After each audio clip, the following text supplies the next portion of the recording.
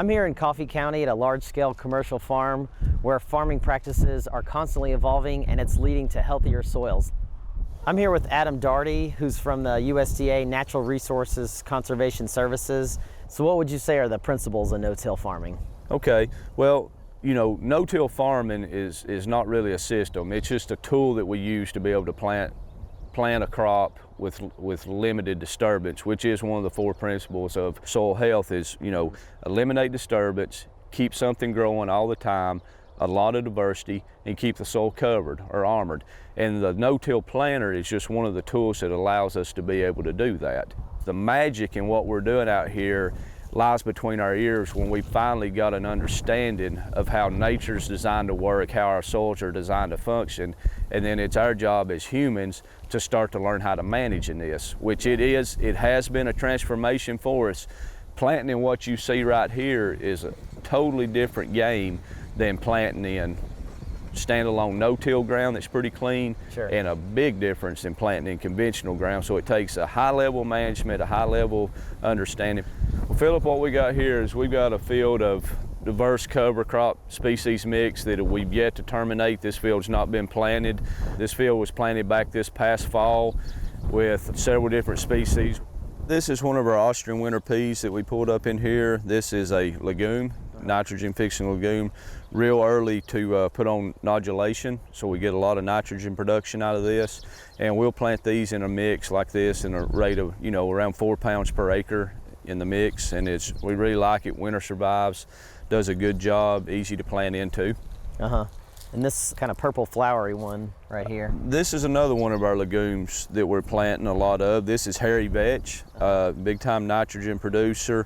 You know, you can look at, you know, a lot of different diversity in plant structure and composition, which this one leads to when we're rolling and terminating these covers. This vetch almost acts kind of like a Velcro.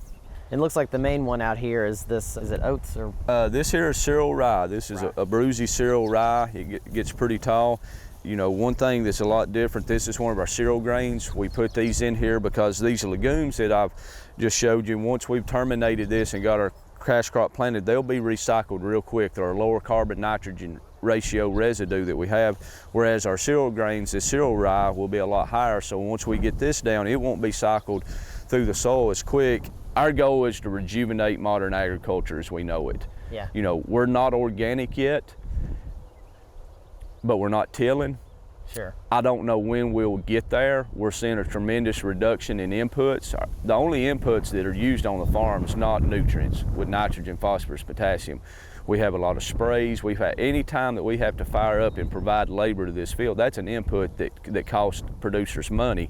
And you know, there's going to be some happy medium someday where I don't really think we'll get totally organic. I think we'll still be using some commercial inputs on these large-scale operations. But when we start looking at pesticide reductions, herbicide reductions, less passes, you know, and then get these soils where they're more resilient, then it's just going to be a win-win where we're going to have a happy balance. You know, healthier soils lead to healthier foods.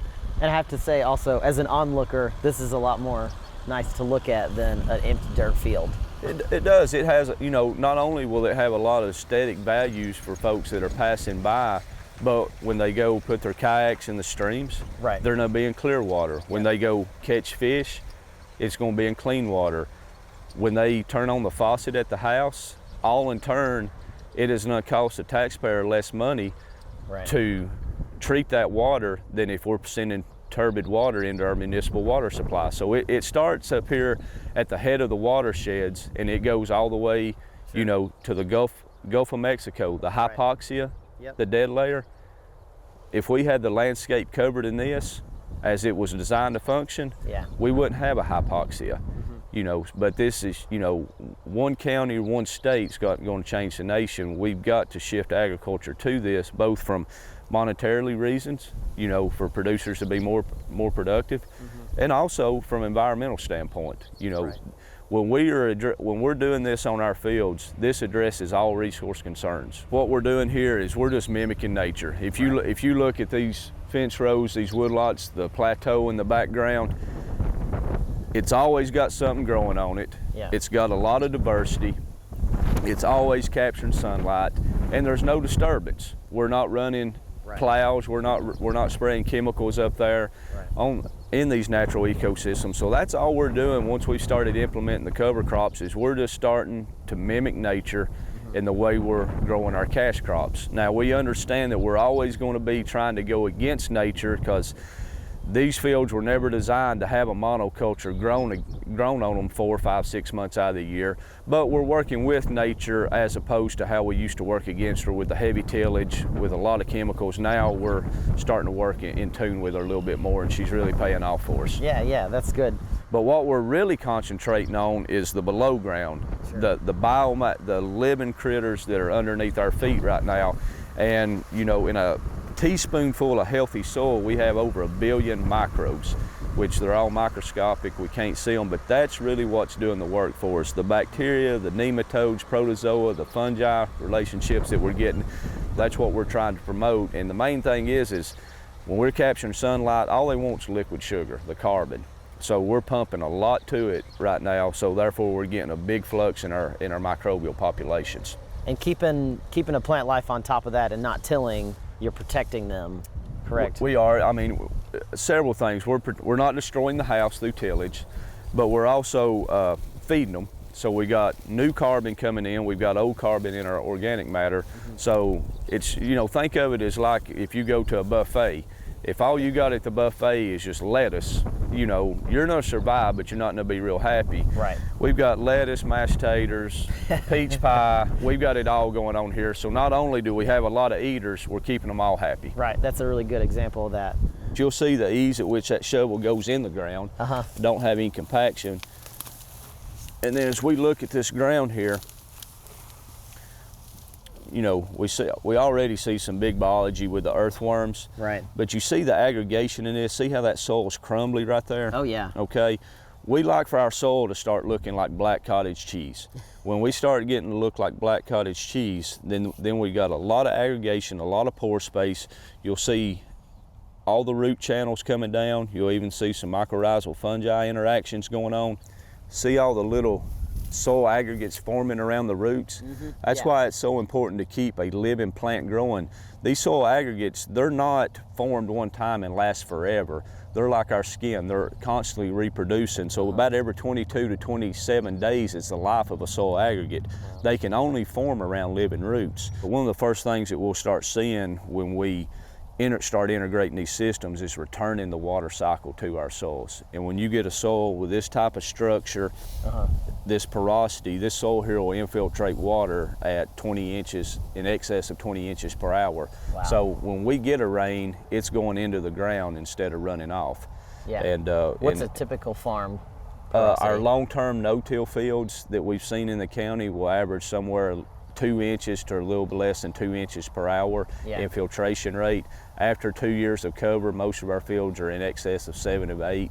And then as we keep doing this, it keeps getting better and better. Our natural wood lots, where these fields started from, infiltrate in excess of 60 inches per hour. Wow, that's so huge. That's where we're working, but we're trending in the right direction. And what's the summer crop that we're growing here? The summer, we'll come in with soybeans this year. Okay, we had corn on it last year. We'll come back into soybeans, and this field here has predominantly had a corn-soybean rotation since it was brought back into crop production probably 7-8 years ago. Okay. It had been just in a pasture setting, and when we brought it back into cropland, from the start went from no-till straight into no-till and cover crops, and it's been doing that for 6-7 years now. Yeah. And what we've seen in this field in 2014, which was a real good growing season that we had here, this field here won the state dryland no-till corn growing competition. They have a competition across the state, and then it placed nationally in like 6th, 7th place nationally with a very high yield. This thing had over 315 bushel per acre dryland corn. Wow. Even more impressive than that was last year, this area here was in a D4 drought, and this thing had over 250 bushel dryland corn growing on it in a D4 drought situation. And what that just shows is the healthier we get this soil, the more microbial action we get, it just leads to natural resilience. Sure. We've spent years and years degrading this resource, and it's going to take us a while to be able to rejuvenate it, but we're on the right track, and we finally learned how to manage in nature's image and ultimately rejuvenate our resource. Yeah, that's awesome. You're doing some really good work here. Thank you. For inspiring garden tours, growing tips, and garden projects, visit our website at volunteergardener.org or on YouTube at the Volunteer Gardener channel, and like us on Facebook.